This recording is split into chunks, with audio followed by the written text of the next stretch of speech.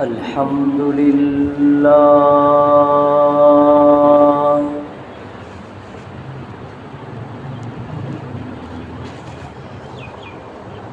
الحمد لله نحمده ونستعينه ونستغفره ونؤمن به ونتوكل عليه ونعوذ بالله من شرور أنفسنا ومن سيئات أعمالنا من يهده الله فلا مضل له ومن يضلله فلا هادي له ونشهد أن لا إله إلا الله وحده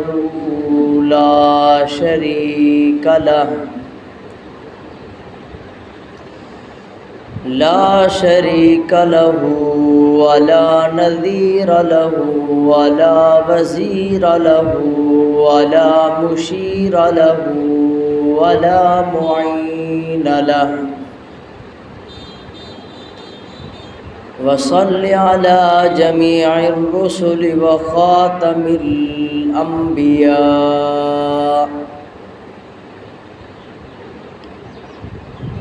أما بعد فأعوذ بالله من الشيطان الرجيم بسم الله الرحمن الرحيم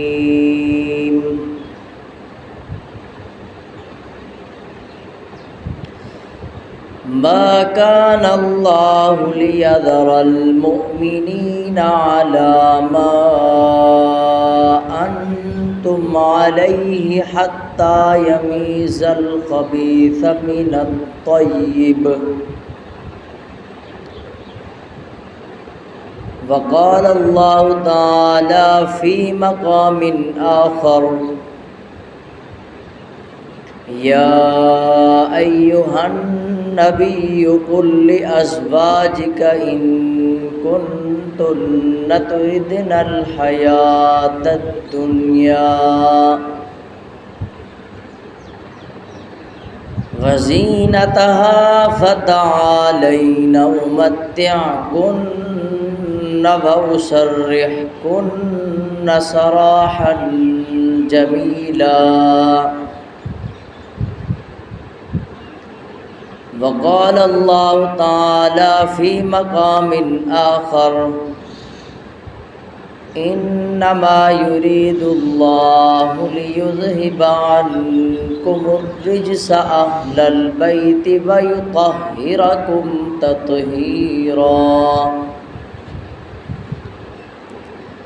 وقال الله تعالى في مقام آخر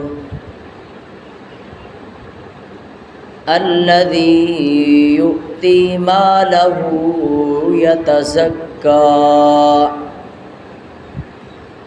وما لأحد عنده من نعمة تجزى إلا ابتغاء وجه ربه الأعلى ولسوف يرضى قال رسول الله صلى الله عليه وسلم اللهم هؤلاء أهل بيتي فاذهب عنهم الرجس وطهرهم تطهيرا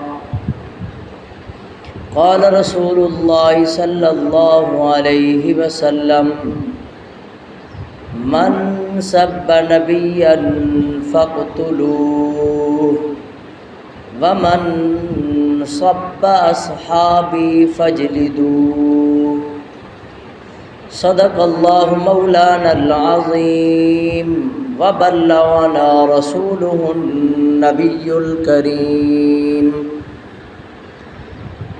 ونحن على ذلك لمن الشاهدين والشاكرين والحمد لله رب العالمين۔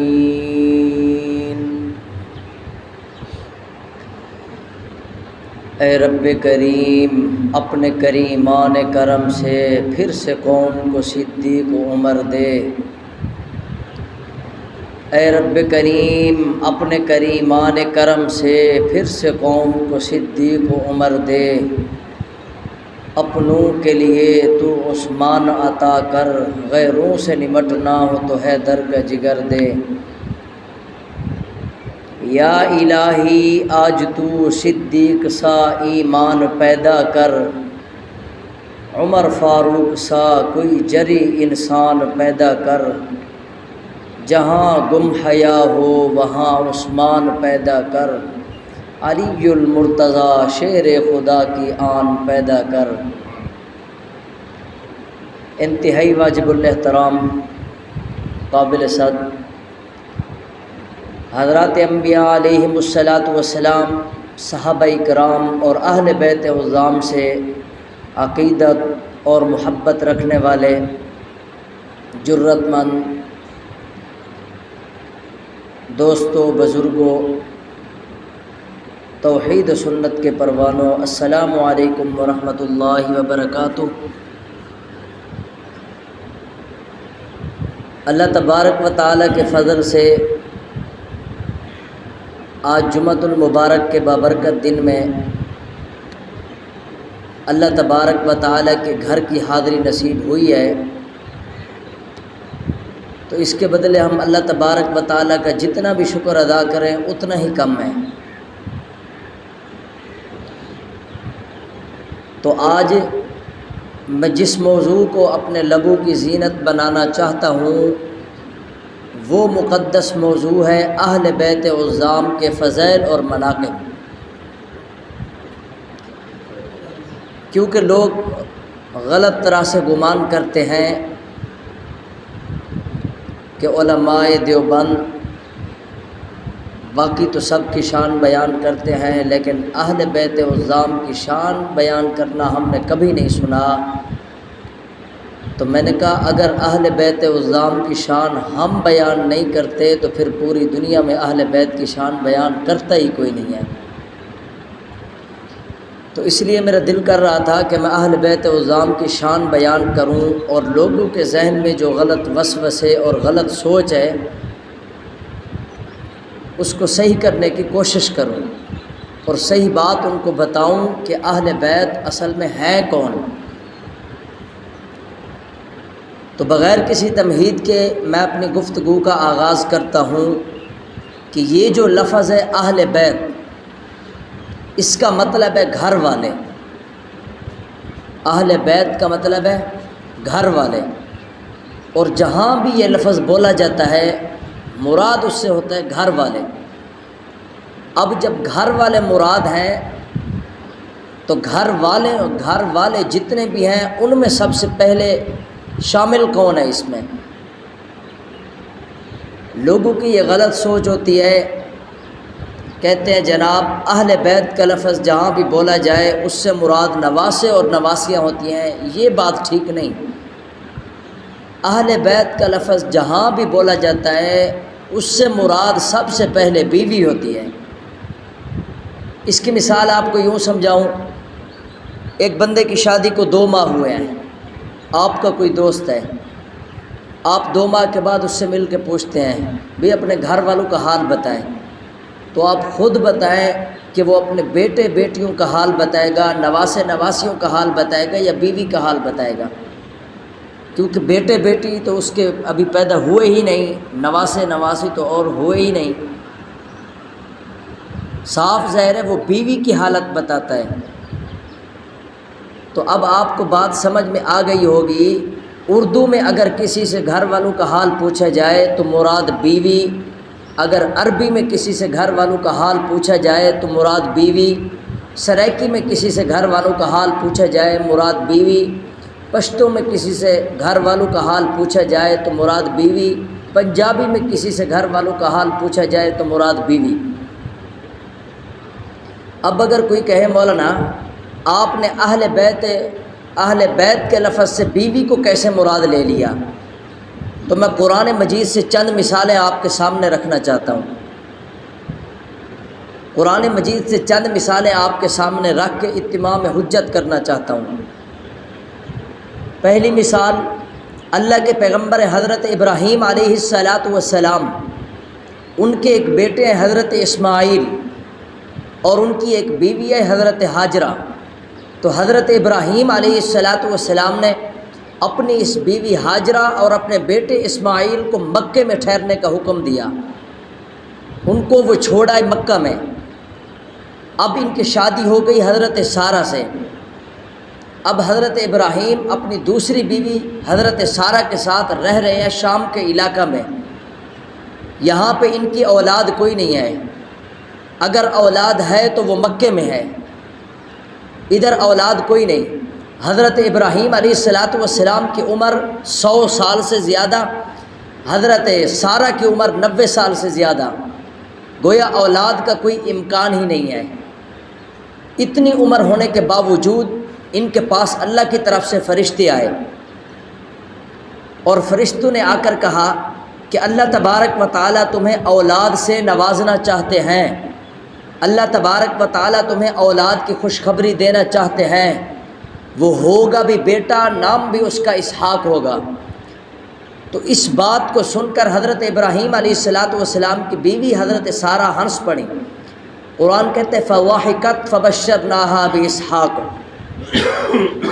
وہ اس بات کو سن کر ہنسنے لگی اور ساتھ ساتھ یہ بھی کہنے لگی قال یا ویلتا آلد وانا عجوز وہذا بالی شیخا، میں بوڑھی، میرا شوہر مجھ سے بھی زیادہ بوڑھا، این اس عمر میں، جبکہ اولاد کا کوئی امکان ہی نہیں ہے، تو میں اب بچہ جنوں گی۔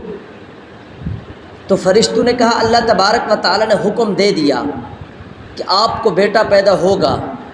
اب حضرت سارہ اپنے سر پہ ہاتھ مار کے بطور تعجب اپنے سر پہ ہاتھ مارنے لگی۔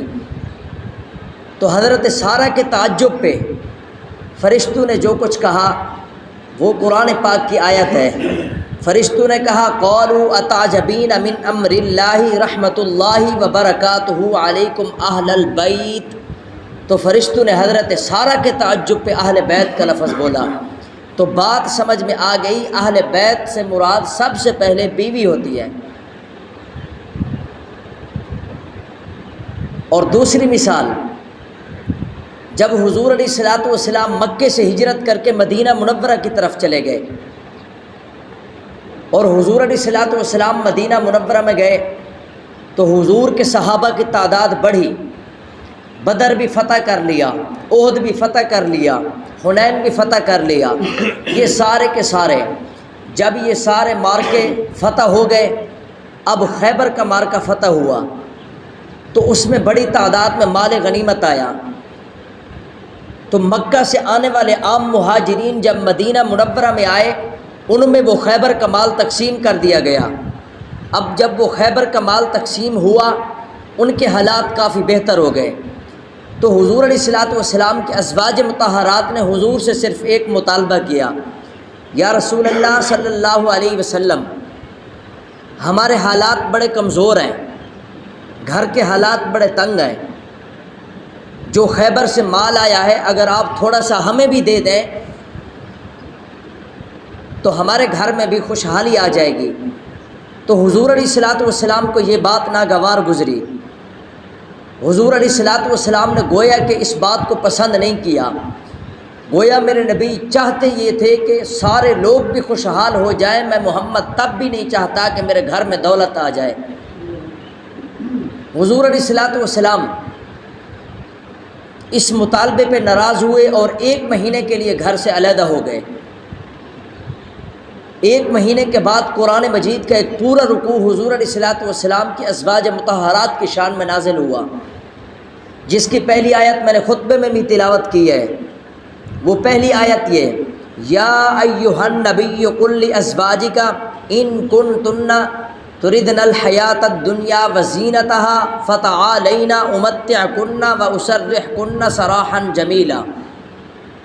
اللہ نے فرمایا اے میرے محبوب پیغمبر، آپ اپنے حرم میں رہنے والی ازواج مطہرات سے کہہ دیں اگر تم دنیا کی زیب و زینت چاہتی ہو، دنیا کا مال و متاع چاہتی ہو، دنیا کی سہولت چاہتی ہو، دنیا میں بھوک برداشت نہیں ہوتی، دنیا میں پیاس برداشت نہیں ہوتی، تو پھر میں محمد تمہیں تھوڑا سا مال دے کے اچھے طریقے سے رخصت کر دیتا ہوں۔ اور حضور علیہ الصلوۃ والسلام نے صحابہ کرام اور ازواج مطہرات کے سامنے قرآن مجید کے اس پورے رکوع کی تلاوت کی۔ جب اصحاب محمد اور ازواج مطہرات نے حضور کی زبانی قرآن مجید کے اس پورے رکوع کو سن لیا تو اس کے بعد ازواج مطہرات نے حضور علیہ الصلوۃ والسلام سے عرض کی، یا رسول اللہ، اب بھوک ہے، چاہے پیاس ہے، چاہے فقر و فاقہ کی حالت ہو، چاہے تنگی کی حالت ہو، ہم آپ کا ساتھ نہیں چھوڑیں گے، ہم آپ کے ساتھ ہی رہیں گے۔ تو اب اگر اس رکوع کو آگے پڑھتے جائیں تو قرآن مجید کی آگے جب جائیں گے تو ایک آیت میں ایک چھوٹا سا ٹکڑا آ جاتا ہے، وہ ہے انما یرید اللہ لیذھب عنکم الرجس اہل البیت ویطہرکم تطہیرا۔ تو وہ آیت کا ٹکڑا بھی اہل بیت عظام یعنی ازواج مطہرات کی شان میں نازل ہوا۔ اللہ نے فرمایا میں اللہ بھی یہی چاہتا ہوں کہ تم جو اہل بیت ہو تمہیں گندگی سے بالکل پاک کر دیا جائے۔ اب اگر کوئی بندہ آپ کے سامنے یہ کہے کہ جناب اس آیت کے ٹکڑے سے مراد ازواج مطہرات نہیں بلکہ کوئی اور ہیں، تو میں پھر یہی کہوں گا کہ جس نے اس طرح کا مفہوم نکالا اس نے قرآن مجید کی پچھلی آیات کے ساتھ بھی انصاف نہیں کیا اور اگلی آیت کے ساتھ بھی انصاف نہیں کیا۔ انصاف کا تقاضا تو یہی تھا کہ خود ترجمے والا قرآن پاک اٹھاتے، اس کو پڑھتے، اور جب اس جگہ پہ پہنچتے سیاق و سباق کو دیکھتے تو ان کو پتہ چلتا کہ پورے رکوع میں حضور علیہ الصلوۃ والسلام کے حرم میں آنے والی ازواج مطہرات کا شان بیان کیا جا رہا ہے، نہ کہ کسی اور کا۔ اب تیسری مثال آپ کے سامنے رکھوں، اللہ کے پیغمبر حضرت نوح علیہ السلام 950 سال تبلیغ کی۔ 950 سال تبلیغ کرنے کے بعد اللہ تبارک و تعالیٰ سے دعا کی، یا اللہ یہ میری قوم ہے، میں نے ان کو دن کو بھی پکارا رات کو بھی پکارا، یہ میری بات سننے کے لیے تیار نہیں۔ اللہ نے فرمایا آپ کشتی بنائیں۔ 3 منزلہ کشتی تیار ہوئی۔ اب جب وہ کشتی جا رہی تھی تو قرآن کہتے موجیں ایسی تھیں جیسے پہاڑوں کے برابر۔ اب کشتی جا رہی تھی، دوسرے کنارے پہ حضرت نوح علیہ السلام نے دیکھا کہ ان کا بیٹا جا رہا ہے۔ کہا بیٹا دور نہ ہو جاؤ، آؤ کشتی میں سوار ہو جاؤ، میرے ساتھ چلو۔ آپ اگر اس جگہ کو چھوڑ کر کسی اور جگہ چلے جائیں گے تو آج بچانے والا کوئی نہیں۔ بیٹے نے جواب میں فرمایا قال سآوی الی جبل یعصمنی من الماء، میں پہاڑی کے اوپر پناہ لے لوں گا۔ تو حضرت نوح علیہ السلام نے فرمایا قال لا عاصم اليوم، آج کوئی بچانے والا نہیں الا من رحم، مگر جس کو اللہ بچائے۔ تو بالآخر باپ اور بیٹے کی گفتگو جاری ہے۔ اسی درمیان ایک موج حیل ہوئی، حضرت نوح علیہ السلام کے بیٹے کنعان کو لے ڈوبی۔ اب حضرت نوح علیہ السلام کا بیٹا کنعان غرق ہوا۔ اب جب کشتی جودی پہاڑ پہ جا کے رکی، حضرت نوح علیہ السلام نے اپنے ہاتھوں کو اٹھا لیا، ربا میرا بیٹا میرے اہل بیت میں ہے، آپ میری 950 سالہ تبلیغ لے لیں، اپنے وعدے کو پورا کریں، میرے اہل بیت میں شامل میرا بیٹا ہے، آپ اس کو واپس دے دیں۔ اللہ نے فرمایا یا نوح انہ لیس من اہلک، تیرا بیٹا تیرے اہل بیت میں نہیں ہے۔ وجہ کیا؟ انہ عمل غیر صالح، اس کے اعمال اچھے نہیں ہیں، اس کے دل میں ایمان نہیں ہے، اس کے اخلاق اچھے نہیں ہیں، اس کی سوچ اچھی نہیں ہے۔ تو میں نے کہا بات سمجھ میں آ گئی، اگر مقام صحابیت حاصل ہو جائے تو مقام اہل بیت بھی حاصل ہو جاتا ہے۔ بیٹا نبی کا ہے، دل میں ایمان نہیں ہے تو یہ اہل بیت میں شامل نہیں ہے۔ اگر چچا نبی کا ہو، دل میں ایمان نہ ہو، وہ بھی اہل بیت میں شامل نہیں ہوتا۔ لوگوں کی ایک غلط سوچ ہے، لوگ غلط سوچتے ہیں، کہتے ہیں جناب حضور علیہ الصلوۃ والسلام کے چچا ابو طالب وہ مسلمان ہو گئے تھے۔ میں نے جب سے سنا میں نے کہا یہ تو نئی بات سمجھ میں آ رہی ہے، حضور کے چچا ابو طالب مسلمان ہو گئے تھے، باقی کسی کو پتہ نہیں چلا، ان کو ہی پتہ چل گیا جو کہتے ہیں ابھی مسلمان ہو گئے تھے۔ میں نے کہا چلے اگر مسلمان ہو گئے، ابو طالب تو ان کی کنیت تھی، ان کا اصل نام تھا عبد مناف۔ مناف کہتے ہیں بت کو، عبد مانی بندہ، تو بت کا بندہ۔ اگر مسلمان ہو گئے تھے تو ان کا وہ نام بتائیں جو حضور نے تبدیل کر کے رکھا ہو، کیونکہ جو بھی صحابی رسول اسلام لے آتے ان کا نام کا اگر غلط معنی ہوتا حضور فوراً تبدیل کر دیتے۔ جیسے حضرت ابوبکر صدیق رضی اللہ تعالیٰ عنہ جب اسلام لے آئے، اسلام لانے سے پہلے ان کا نام تھا عبد الکعبہ۔ عبد کا معنی بندہ، کعبے کا معنی کعبہ، یعنی کعبے کا بندہ۔ حضور علیہ الصلوۃ والسلام نے فرمایا نہیں، بندہ کعبے کا نہیں، آج کے بعد آپ کا نام عبداللہ ہے، بندہ اللہ کا ہوتا ہے، کعبے کا نہیں ہوتا۔ اسی طرح حضرت ابو ہریرہ جب اسلام لائے ان کا نام تھا عبد شمس، حضور علیہ الصلوۃ والسلام نے ان کا نام تبدیل کر کے عبد الرحمن نام رکھ لیا، کنیت ان کی ابو ہریرہ ہے۔ میں نے کہا اگر ابو طالب مسلمان ہو گئے تھے تو ان کا وہ نام دکھائیں جو حضور علیہ الصلوۃ والسلام نے ان کے اسلام لانے کے بعد ان کا نام رکھا ہو۔ میں نے کہا اتنی بات تو بالکل واضح ہے، آپ بخاری شریف اٹھا کے دیکھ لیں، حدیث کی کوئی کتاب اٹھا کے دیکھ لیں۔ جب ابو طالب کی وفات کا وقت قریب تھا، حضور علیہ الصلوۃ والسلام خود تشریف لے گئے۔ میرے نبی نے فرمایا اے میرے چچا، میں کہتا ہوں اب آپ کلمہ پڑھ لیں، کل قیامت کے دن میں محمد اللہ کی عدالت میں آپ کے ایمان کی گواہی دوں گا۔ تو ابو طالب نے جواب میں کیا کہا؟ اخترت النار علی العار، میں آگ تو برداشت کر سکتا ہوں لیکن عار برداشت نہیں کر سکتا۔ انہوں نے کہا میری یہ فیملی جو میرے ساتھ کھڑی ہے، یہ میرے جو بڑے بڑے لوگ کھڑے ہیں، بڑے بڑے سردار، یہ کیا کہیں گے؟ کل قیامت کے دن مجھے تانا مار کے کہیں گے ابو طالب تو مسلمان ہو گیا تھا، ہم وہیں کے وہیں رہ گئے، تو اس لیے میں مسلمان نہیں ہو سکتا۔ گویا کہ تکبر اور عار کی وجہ سے وہ مسلمان نہیں ہوئے۔ میں نے کہا انہوں نے تو یہ بات کہی ہے، آپ کہتے ہیں مسلمان ہو گئے اور اہل بیت میں شامل ہے، پہلے تو مسلمان ہیں ہی نہیں، دوسری بات یہ ہے اہل بیت میں شامل سب سے پہلے بیوی ہوتی ہے۔ حضور علیہ الصلوۃ والسلام کے اہل بیت سب سے پہلے حضرت خدیجۃ الکبریٰ، حضور کی اہل بیت حضرت عائشہ صدیقہ، حضور کی اہل بیت حضرت سودا، حضور کی اہل بیت حضرت ام سلمہ، حضور کی اہل بیت ماریہ قبطیہ، حضور کی اہل بیت ام حبیبہ، حضور کی اہل بیت حضرت صفیہ، حضور کی اہل بیت زینب بنت جہش، حضور علیہ الصلوۃ والسلام کی اہل بیت حضرت زینب بنت خزیمہ، حضور کی اہل بیت وہ عائشہ صدیقہ جس کے لیے پاک نبی نے فرمایا عائشہ میری موت آسان ہوگی جب مجھے پتہ چلا کہ جنت میں تو میری بیوی ہے۔ یہ حضور علیہ الصلوۃ والسلام کے اہل بیت ہیں۔ اب اگر بندہ کوئی کہے کہ جناب حضور کی ایک حدیث بھی تو ہے کہ حضور علیہ الصلوۃ والسلام نے حدیث مبارکہ میں فرمایا، ایک حدیث ہے حضور نے اپنی چادر مبارک میں حضرت علی کو بھی بٹھا لیا، حضرت حسن و حسین کو بھی بٹھایا، حضرت فاطمہ کو بھی بٹھایا، حضور نے چادر لپیٹ کے فرمایا یہ میرے اہل بیت ہیں۔ میں نے کہا جی بالکل ٹھیک ہے۔ تو اب بتانے والے کا مقصد یہ ہوتا ہے جو اس حدیث کو بیان کرتا ہے صحیح مفہوم سے ہٹا کر بیان کرتا ہے۔ وہ کہتا ہے بس اہل بیت یہی 4 لوگ ہیں، ان کے علاوہ کوئی اہل بیت نہیں ہے۔ میں نے کہا ظالم تو ماں کو شامل تو نہیں کر رہا، بیٹے بیٹیوں کو شامل کر رہا ہے۔ میں نے کہا حضرت فاطمہ کی ماں حضرت ام سلمہ جس نے اس پورے منظر کو، حدیث کے اس منظر کو نقل کیا،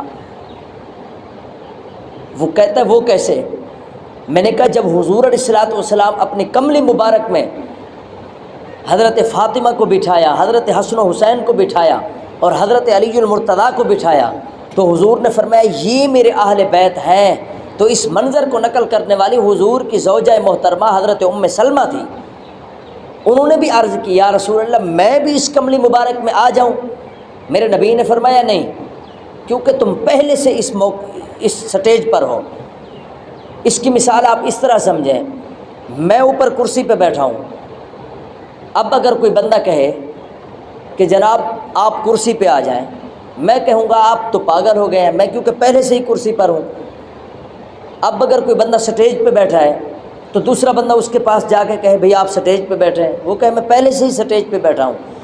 تو حضور علیہ الصلوۃ والسلام نے بھی یہی جواب دیا ہے، ام سلمہ وہیں پہ رک جائیں کیونکہ تم پہلے سے اس مقام پر ہو، یہ لوگ پہلے اس مقام پر نہیں تھے، اب میں نے ان کو اس مقام پہ لا کے قیامت تک آنے والے لوگوں کے لیے ان کے اہل بیت میں شامل ہونا روشن اور واضح طور پر ثابت کر دیا ہے۔ تو وہ حضور علیہ الصلوۃ والسلام کی دعا کی وجہ سے حضرت علی بھی شامل، حضور علیہ الصلوۃ والسلام کی دعا کی وجہ سے حضرت فاطمہ بھی شامل، حضور علیہ الصلوۃ والسلام کی دعا کی وجہ سے حضرت حسن و حسین بھی شامل ہیں۔ وہ کہنے لگا بھئی بات جیسی بھی ہو ہم آپ سے زیادہ محبت کرتے ہیں ان سے۔ میں نے کہا کیسے تم محبت کرتے ہو؟ کہتا بھی دیکھیں محبت اس طرح ہے کہ ہمیں حضرت علی سے محبت بہت زیادہ ہے، جتنی آپ کرتے ہو اس کی بنسبت ہم دگنا کرتے ہیں۔ میں نے کہا حضرت علی المرتضیٰ رضی اللہ تعالیٰ عنہ کے بیٹوں کے نام بتائیں۔ بڑے افسوس کی بات ہے، اس نے کہا 2 بیٹے ہیں، ایک کا نام ہے حسن، ایک کا نام ہے حسین۔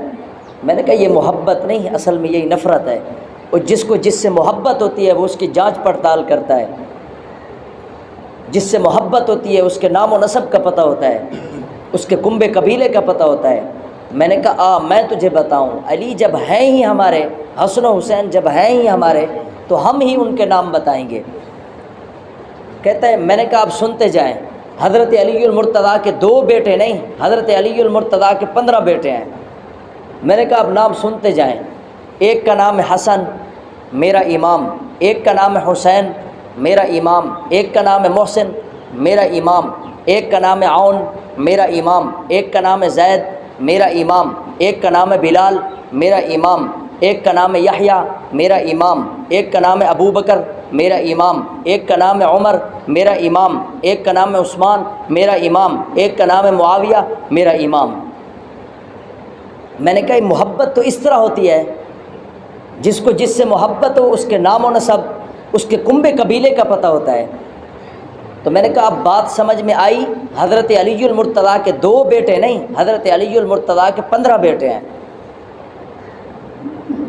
میں نے کہا چلیں یہ بتائیں ان ناموں میں آپ تو کہتے ہو نا صحابہ اور اہل بیت کے آپس میں لڑائی تھی۔ میں نے کہا پہلے تو یہ ہے کہ قرآن کہتا ہے رحماء بینہم، صحابہ آپس میں شیر و شکر کی طرح تھے۔ سرائکی میں اس کا ترجمہ کروں، رحماء بینہم صحابہ آپس کھنڈ کھیرن۔ میں نے کہا قرآن تو یہ کہتا ہے لیکن تم کہتے ہو آپس میں لڑائی تھی۔ میں نے کہا حقیقت میں لڑائی نہیں، قرآن کی بات کو ہم مد نظر رکھیں گے، تاریخ کو پاؤں کی ٹھوکر سے اڑا دیں گے۔ میں نے کہا قرآن نے جب کہہ دیا رحماء بینہم آپس میں شیر و شکر کی طرح ہیں، قرآن کے فیصلے کے بعد ہم چوں چرا نہیں کر سکتے، جو کہہ دیا قرآن بس اس کا فیصلہ معتبر ہے۔ میں نے کہا تم کہتے ہو لڑائی ہے، چند نام ایسے بھی ہیں جیسے حضرت ابو بکر کے نام پہ حضرت علی المرتضیٰ نے اپنے بیٹے کا نام رکھا، حضرت عمر کے نام پہ حضرت علی المرتضیٰ نے اپنے بیٹے کا نام عمر رکھا، حضرت عثمان کی محبت کی وجہ سے اپنے ایک بیٹے کا نام عثمان رکھا، حضرت معاویہ سے محبت کی وجہ سے اپنے ایک بیٹے کا نام معاویہ رکھا، حضرت بلال حبشی سے محبت کی وجہ سے اپنے ایک بیٹے کا نام بلال رکھا۔ میں نے کہا یہ تو محبت ہے۔ کہتے اصل بات تم سمجھے نہیں ہو۔ میں نے کہا تم سمجھاؤ پھر۔ کہتے حقیقت یہ ہے حضرت علی رضی اللہ تعالیٰ عنہ تھے جنگجو اور دشمن کے لیے بڑے سخت تھے، تو اپنے بیٹوں کے نام دشمن کے نام پر رکھے تاکہ دشمن ہر وقت سامنے رہے، دشمن کی دشمنی تازہ ہوتی رہے، اس وجہ سے نام رکھے۔ میں نے کہا اگر حضرت علی المرتضیٰ نے دشمن کے نام پر اپنے بیٹوں کے نام رکھے ہیں تو یہ حضرت علی المرتضیٰ کی سنت ہے، تو تم بھی حضرت علی المرتضیٰ کی سنت ادا کرتے ہوئے اپنے ایک بیٹے کا نام شمر رکھو، اپنے ایک بیٹے کا نام یزید رکھو، اپنے ایک بیٹے کا نام ابو جہل رکھو، ایک بیٹے کا نام ابو لہب رکھو، ایک بیٹے کا نام عتبہ، ایک کا نام شیبہ، اور ایک کا نام ٹرمپ، ایک کا نام مودی، ایک کا نام جو بائیڈن، ایک کا نام فرعون، میں نے کہا اگر علی المرتضیٰ کی سنت ہے دشمن کے نام پر اپنے بیٹوں کے نام رکھنا، تو تم بھی دشمن کے نام پر اپنے بیٹوں کے نام رکھو، صبح سے شام تک ان کی پٹائی بھی کرتے رہو، کیونکہ دشمن ہے۔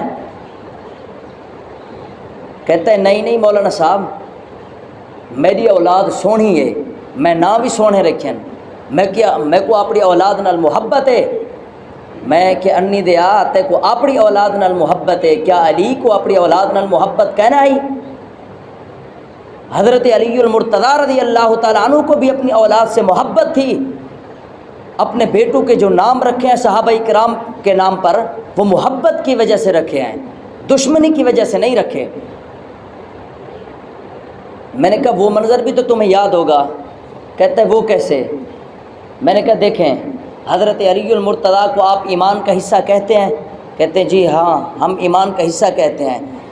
میں نے کہا ان کے حرم میں آنے والی طیبہ طاہرہ حضرت فاطمہ رضی اللہ تعالی عنہا کو اپنے ایمان کا حصہ کہتے ہو؟ کہتے ہیں جی ایمان کا حصہ کہتے ہیں۔ میں نے کہا حضرت فاطمہ کے بطن اقدس سے پیدا ہونے والے حسن و حسین کو اپنے ایمان کا حصہ کہتے ہو؟ کہتے ہیں جی ایمان کا حصہ ہیں۔ میں نے کہا ان حضرت فاطمہ کے بطن اقدس سے پیدا ہونے والی ایک لڑکی جس کا نام حضرت ام کلثوم رضی اللہ تعالی عنہ ہے، وہ بھی ایمان کا حصہ ہے؟ کہتے ہیں جی ایمان کا حصہ ہیں۔ میں نے کہا حضرت علی المرتضیٰ نے آپ کو پتہ ہوگا اس لڑکی کا رشتہ حضرت عمر فاروق سے کر دیا تھا۔ کہتے وہ حضرت علی المرتضیٰ کے حالات خراب تھے، زبردستی رشتہ ہوا۔ میں نے کہا جو علی کو اتنا کمزور بتائے وہ علی کا محب نہیں ہو سکتا۔ ہم اپنے علی کی بات کرتے ہیں، علی تو ہیں ہی ہمارے، سارے کے سارے صحابہ ہیں ہی ہمارے، ان کے تو ہیں ہی نہیں۔ وہ علی کا ہو سکتا ہے جو حضرت علی کو اتنا کمزور بتائے کہ اس سے اس کا گھوڑا چھین کے لے گئے، اس سے اس کی تلوار چھین کے لے گئے، اس سے اس کی بیٹی چھین کے لے گئے، حتیٰ کہ اس کی زمین تک بھی چھین لی۔ میں نے کہا یہ علی المرتضیٰ، حضرت علی المرتضیٰ کی شان یہ نہیں ہو سکتی۔ میں نے کہا آئیں میں آپ کو علی کی شان سناتا ہوں، سناؤں نا؟ آپ بھی سننا چاہتے ہیں نا؟ حضرت علی المرتضیٰ کا ایک واقعہ آپ کو سناتا ہوں، آپ کو خود اندازہ ہو جائے گا کہ کتنے بہادر ہیں، کتنے طاقتور انسان ہیں، آپ کو خود پتہ چل جائے گا۔ خیبر کے کل 12 قلعے تھے، 11 تو صحابہ اکرام نے فتح کر لیے تھے، اب ایک قلعہ فتح نہیں ہو رہا تھا۔ بار بار صحابہ جاتے، کچھ شہید ہو جاتے، جنگ لڑتے لڑتے پھر واپس آ جاتے۔ تو حضور علیہ الصلوۃ والسلام کو جب یہ سارا ماجرا بتا دیا گیا تو میرے نبی نے فرمایا کل میں ایسے شخص کے ہاتھ میں جھنڈا دوں گا جو اکیلے اس خیبر کو فتح کرے گا۔ اب سارے صحابہ اکرام اس جستجو میں ہیں کہ ہو سکتا ہے میں نہ ہوں، ہو سکتا ہے میں حضور کی نظر میں ہوں۔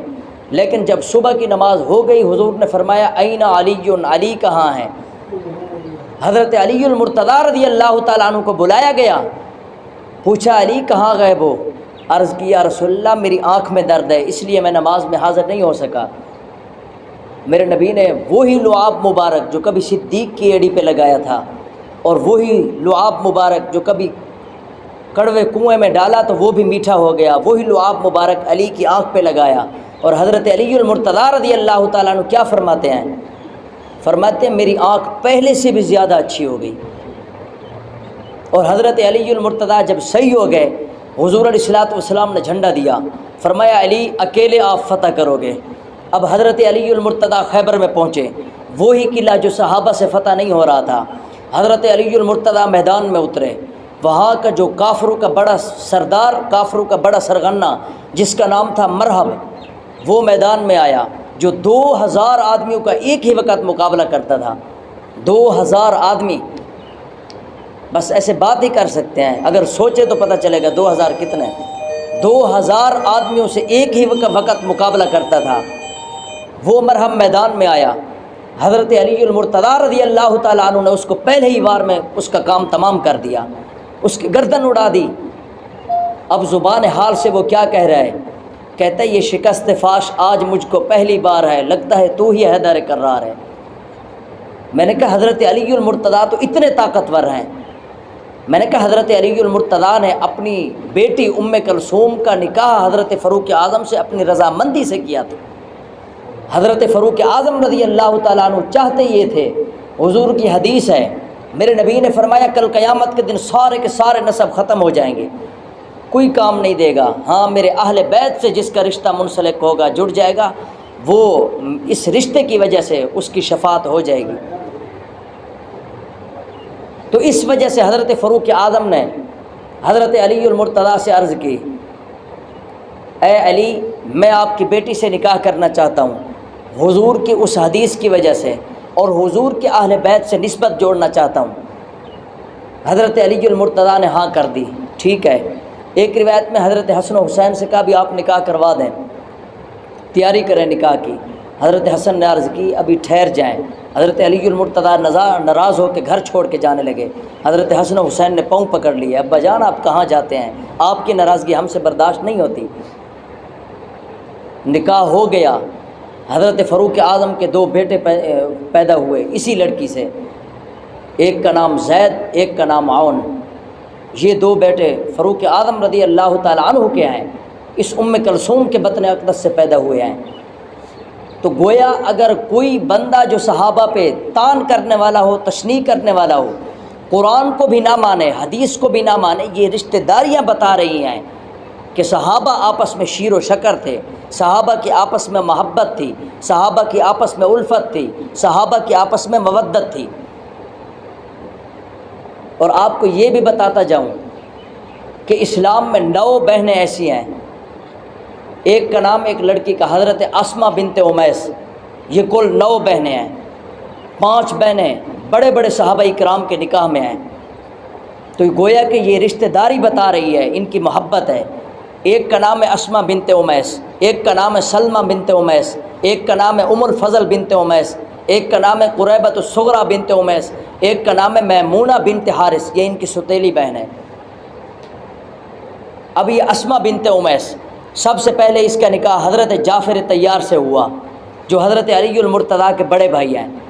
جب وہ جنگ موطا میں شہید ہو گئے تو اس کے بعد حضرت علی المرتضیٰ نے خود اپنی اس بیوہ بھابھی حضرت اسما بنت امیس کا نکاح حضرت صدیق اکبر سے کر دیا۔ اور جب حضرت صدیق اکبر رضی اللہ تعالیٰ عنہ کے نکاح میں آئیں تو اس سے ایک بیٹا محمد بن ابی بکر اور ایک بیٹی ام کلثوم بنت ابی بکر پیدا ہوئی۔ پھر حضرت ابوبکر صدیق رضی اللہ تعالیٰ عنہ کی وفات ہو گئی تو پھر سے یہ اسما بنت امیس بیوہ ہو گئی۔ پھر دوبارہ حضرت علی المرتضیٰ نے اسی اسما بنت امیس سے خود نکاح کر لیا۔ تو دیکھیں اب اگر جو کہتے ہیں حضرت ابوبکر و عمر مسلمان نہیں تھے، قرآن سے ہٹ کے حدیث سے ہٹ کے مجھے یہ بتائیں حضرت علی المرتضیٰ رضی اللہ تعالیٰ عنہ اب اگر ابوبکر و عمر مسلمان نہیں ہیں تو حضرت ابوبکر صدیق نے ان کو رشتے کیسے دیے؟ قرآن تو کہتا ہے وَلَا تَنْكِحُوا الْمُشْرِكَاتِ حَتَّى يُؤْمِنْ، کافروں کو اپنی لڑکیاں نہ دو جب تک کہ وہ مسلمان نہ ہو جائیں۔ تو حضرت علی المرتضیٰ نے حضرت ابوبکر کے نکاح میں اپنی بیوہ بھابھی کیسے دے دی اگر وہ مسلمان نہیں تھے؟ تو یہ رشتہ داریاں بتا رہی ہیں، آپس میں ان کی محبت ہے۔ یہ ایک بہن ہے اسما بنت امیس، اس کا نکاح پہلے حضرت جعفر سے ہوا، پھر ابوبکر صدیق سے ہوا، پھر حضرت علی المرتضیٰ سے۔ اب ان کی دوسری بہن حضرت سلمہ بنت امیس، یہ حضرت حمزہ رضی اللہ تعالیٰ عنہ کے نکاح میں تھی۔ تیسری بہن ام الفضل بنت امیس حضرت عباس رضی اللہ تعالیٰ عنہ کے نکاح میں تھی۔ چوتھی بہن قریبۃ الصغریٰ بنت امیس، یہ حضرت امیر معاویہ رضی اللہ تعالیٰ عنہ کے نکاح میں تھی۔ اور ان کی 5ویں بہن میمونہ بنت حارث خود رسول اللہ کے نکاح میں تھی۔ تو حضرت علی المرتضیٰ کی رشتہ داری حضرت ابوبکر صدیق سے بھی ہو گئی۔ اہل بیت ہے نا، تو صحابہ کی اہل بیت سے محبت دیکھیں۔